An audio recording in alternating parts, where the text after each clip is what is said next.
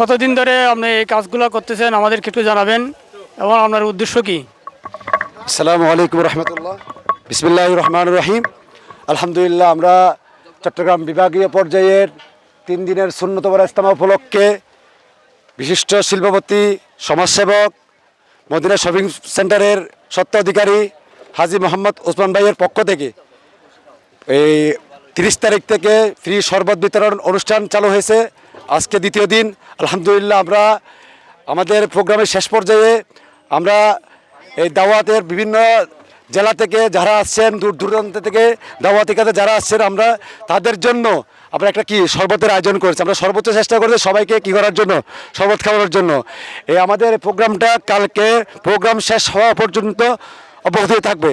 আমাদের কোনো উদ্দেশ্য না, আমরা সবের উদ্দেশ্য করছি। আমাদের অভিভাবক হাজী মোহাম্মদ ওসমান ভাই, বিশিষ্ট ব্যবসায়ী, সমাজসেবক, ওনাকে আমরা যখন বলেছি এটা 3 দিনের একটা সুন্নতবর ইজতেমা হবে, এই ইজতেমার মধ্যে আমরা শরবত বিতরণ করব, ওনাকে শুধু জাস্ট একটাবার বললাম। উনি আমাদেরকে বলছে আপনারা প্রোগ্রামটা করেন, আমি আমার পক্ষ থেকে যতটুকু পারি অতটুকু করব, আপনাদেরকে সহযোগিতা করব। ইনশাল্লাহ করেছে। ওনার পাশাপাশি আরও অনেকেই করেছেন। এই প্রোগ্রামটা আমরা কালকে পর্যন্ত ইনশাল্লাহ চালিয়ে যাব।